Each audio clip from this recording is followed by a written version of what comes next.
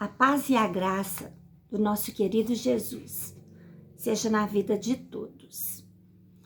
Hoje o nosso estudo está na carta aos Hebreus, hoje no capítulo 5, sempre ressaltando que nós estamos conhecendo e prosseguindo em conhecer o Senhor Jesus Cristo. E hoje nós vamos continuar falando, uma continuação no capítulo 4, que Jesus é o sumo sacerdote. Mas nós temos aqui também um puxão de orelha, nós temos também uma advertência. A partir do verso 1, diz assim a santa palavra de Deus: todo sumo sacerdote é escolhido dentre os homens e designado para representá-los em questões relacionadas com Deus e apresentar ofertas e sacrifícios pelos pecados. Então, os sumos sacerdotes, na antiga aliança, eles eram escolhidos por Deus, era família mesmo sacerdotal, e eles eram escolhidos para representar o povo.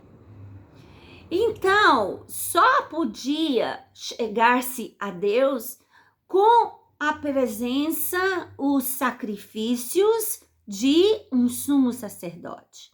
E isso hoje não é mais necessário. Nós nos achegamos a Deus hoje, O véu foi rasgado, vamos sempre frisar, e nós temos intrepidez, liberdade para chegar ao Santo dos Santos. Mas houve um preço, o preço de um sacrifício. Esse sacrifício de um sumo sacerdote, que nós vamos entendendo um pouco mais. Ele é capaz de se compadecer dos que não têm conhecimento e se desviam, visto que ele próprio está sujeito à fraqueza. Por isso ele precisa oferecer sacrifícios por seu próprio pecado, bem como pelos pecados do povo. Ninguém toma esta honra para si mesmo, mas deve ser chamado por Deus, como de fato foi Arão. Da mesma forma, Cristo não tomou para si a glória de se tornar sumo sacerdote, mas Deus é que disse. Então, aqui, mais uma vez, nós já falamos no capítulo 4, mas aqui nós reforçamos com a palavra de Deus. O sumo sacerdote era um homem sujeito a pecado, que pecava. Então, para que ele pudesse se achegar a Deus, ele primeiro tinha que fazer sacrifício por ele mesmo. Depois que ele era santificado pelo sacrifício, pelas orações, ofertas, ele poderia oferecer sacrifício pelos outros. E Jesus Cristo, nós precisamos muito entender essa posição de Jesus. Que posição? Jesus, homem. Porque a palavra de Deus diz que Jesus, o Filho de Deus, a segunda pessoa da Trindade, ele deixou a glória de Deus. Ele abriu mão. Vamos dizer aí, uma pessoa que mora numa mansão em frente à praia, com todas as mordomias e empregados e carros de luxo, e vai morar num barracão na favela. São dois extremos, Não dá para dimensionar o que Jesus fez, é só um exemplo. Mas Jesus, ele deixou a glória de Deus, recebendo ali honra, louvor, para se fazer homem. Mas isso se tornou necessário. Primeiro, o sacrifício desse último cordeiro tinha que ser de um cordeiro perfeito. Ninguém havia até então nascido sem pecado. Aquele que nasceu, pecou, que foi Adão e Eva. Então Jesus, ele se fez verbo ele se fez carne por mim e por você. Ele deixou aquela mansão para morar debaixo da ponte por mim e por você. Quando ele se fez homem, ele nasceu sem pecado, porque foi pelo poder do Espírito Santo. Não houve a prática natural da fecundação para que Jesus se fizesse carne.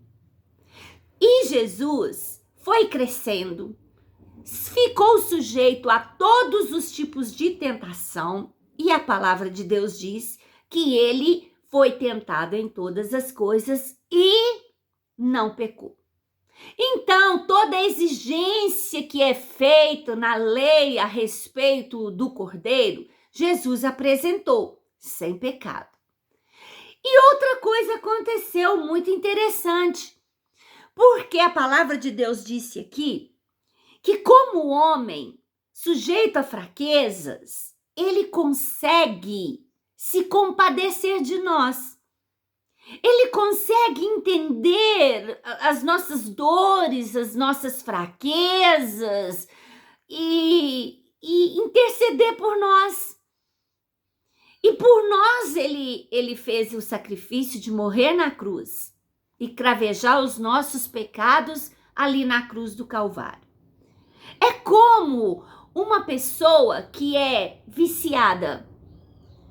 Essa pessoa, né, que chega lá no fundo do poço com vícios e tantos tipos de vícios, ela se converte.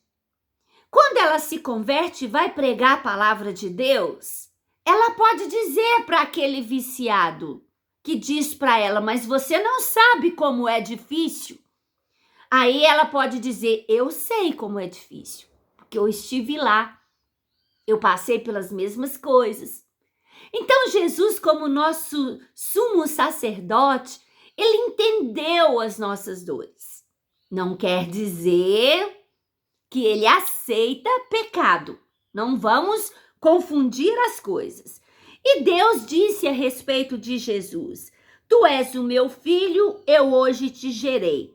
E diz no outro lugar, tu és sacerdote para sempre, segundo a ordem de Melquisedeque.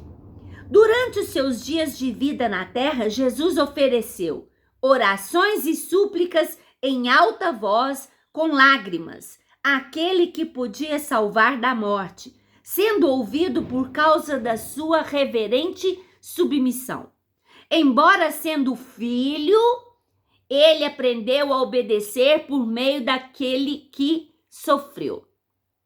Jesus é sumo sacerdote segundo a ordem de Melquisedeque.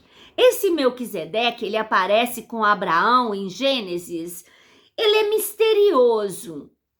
A Bíblia diz que ele não teve passado, geração passada.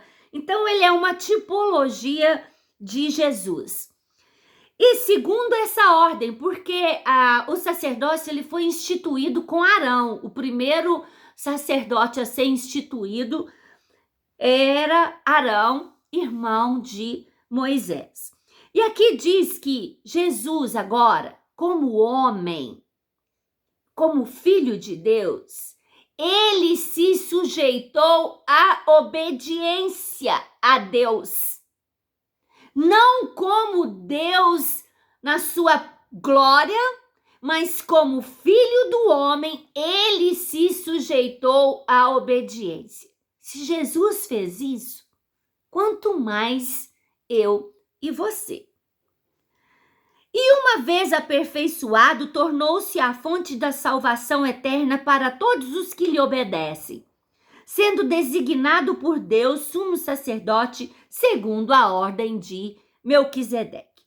Então, né, muito claro aqui a pessoa de Jesus, o que Jesus fez por nós, por que Jesus nos compreende, por que Jesus pagou o preço por nós e por que ele intercede por nós. Agora nós temos um título, Advertência contra a apostasia, contra apostatar da fé. Olha, a Bíblia diz que Deus não tem prazer naqueles que retrocedem, naqueles que voltam atrás. Quando nós olhamos para a vida dos israelitas ali no deserto, né? 40 anos no deserto, eles começaram a murmurar e lamentar. Ai, como era bom o Egito! Ai, como era bom o pepino! Vai lá gostar de pepino, né? Ai, como era bom as carnes! E Deus não deixando faltar nada. Nem água, nem maná, nem cordonizes. Deus providenciando ali para o seu povo. Agora, eles entram no descanso de Deus? Não. Não. Agora aqui vem falar para nós, olha. Quanto a isso, quanto a apostatar da fé, temos muito o que dizer, coisas difíceis de explicar, porque vocês se tornaram lentos para aprender. Outras versões dizem preguiçosos para aprender. Olha, quando uma coisa é extremamente relevante, interessante para nós nos dedicamos a aprender. Principalmente quando diz respeito à vida profissional, a ganhar mais dinheiro, a subir de cargo, de profissão. Então, né, como a Bíblia diz, onde está o seu tesouro, ali está o seu coração. Mas e nas coisas de Deus? Somos preguiçosos também? É claro que nós devemos admitir que sempre temos mais para aprender.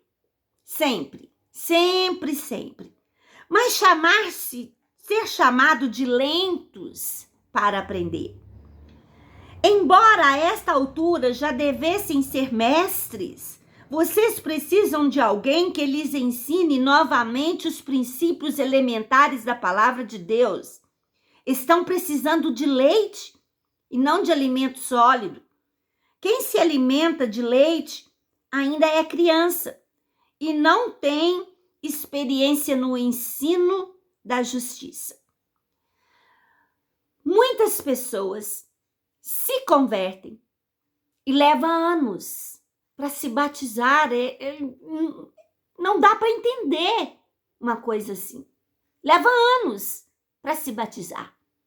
Leva anos para acreditar que ser dizimista é uma obrigação, porque o dízimo não é meu. E como diz na palavra de Deus, é como roubar a Deus. Não é meu. Eu tenho muito temor a esse respeito e eu sou muito, muito, muito abençoada por ser dizimista. As pessoas se convertem, estão amigadas e levam anos para consertar a sua vida. Levam anos continuando assentada num banco de igreja, eu costumo dizer que engordando de tanto alimento, vamos dizer, de leite, né? Porque nem quer passar por uma comida sólida e nunca pensa o que poderia estar fazendo pelo reino de Deus. E sim continua. O que tem para mim? O que eu posso receber? Quando eu disse a respeito, né, de pessoas que não se batizam e ficam anos ainda fumando e ficam anos ainda na bebida e, sabe, a palavra não tá lavando. A palavra não tá fazendo diferença na vida da pessoa. Jesus veio para que tivéssemos vida e vida com abundância. Isso quer dizer uma vida liberta. E ficam anos e anos e acho que morre assim, né? Na pornografia. Não se incomodam. Não há incômodo com um filme pornográfico, com a pedofilia, com as práticas imorais. Continuam. cada um prestará conta de si mesmo a Deus. Eu tenho conversado com isso, principalmente com algumas mulheres, que se dependerem delas, elas querem se casar, mas os maridos não querem. Então, quem vai prestar conta? Ela vai prestar conta da intenção do seu coração, ele vai prestar conta da intenção do coração. Não há o que fazer a não ser, é lógico, continuar orando, buscando sabedoria para resolver essa questão. Mas Deus vai cobrar é da intenção do coração. Então, eu não vejo culpa quando depende de duas pessoas, né? E a situação ainda não se resolveu por um lado. Não tem o que dizer, não tem como. E aqui diz que já eram para estar comendo algo sólido e continua com leite. É tão facinho, né? Pegar uma mamadeira pronta, pôr na boca. Sabe por que isso acontece?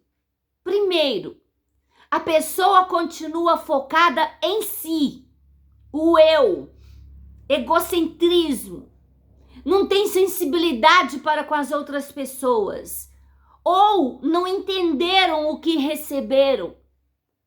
Qual o motivo de eu estar aqui ensinando a palavra? Por causa de Mateus capítulo 6, que diz: de graça eu recebi e de graça eu devo doar. Mas é tão fácil não fazer nada, não é? Fica esse puxão de orelha. Eu não tenho dom para ser pregador. Eu não tenho dom para ser levita. Mas pode orar? Pode ser o intercessor? Pode ser alguém que convida para uma célula? Pode ser alguém que abre a casa para uma célula? Alguma coisa nós podemos fazer, né? Divulgue esse canal. Convide as pessoas para estudar a Bíblia. Dá lá o joinha. Faz crescer a obra de Deus. Acredita na obra de Deus, né? Fica aí esse puxão de orelha para as nossas vidas, porque está falando para os hebreus, está falando para nós. Olha, nós poderíamos estar muito mais à frente. Eu digo isso de mim. Poderia estar muito mais à frente, né? Infelizmente, muitos ainda estão na prática do pecado, na prática dos vícios, não se consertam. E o que vai ser? Não sei. Não sei, eu não tenho que julgar, né? Mas se ouvir a voz do Espírito Santo, vai saber. Se o coração está endurecido, como que está esse coração? Amém? Vamos orar? Senhor Deus, mediante essa palavra que nos afirma, nós temos um sumo sacerdote que se compadece de nós, porque entende as nossas dores e as nossas fraquezas. Louvado seja o Senhor por causa disso, por causa do sacrifício que foi completo para as nossas vidas. E Senhor, que essa palavra, essa exortação, para que a gente saia do comodismo, para que a gente não retroceda, não volte atrás, que venha cair assim no nosso coração, no coração de cada um, ouvir a voz do Espírito Santo, ir à frente, deixar de ser tão egoísta, pensar nas pessoas que estão indo para o inferno, e muitas delas, familiares nossos, né? Que o Senhor tenha misericórdia de nós, que essa palavra possa dar fruto nos nossos corações, nos deixar vermelhos, envergonhados de onde nós deveríamos estar e ainda estamos tão longe dessa vontade do Senhor. Ajuda-nos, ó Pai, em nome do Senhor Jesus.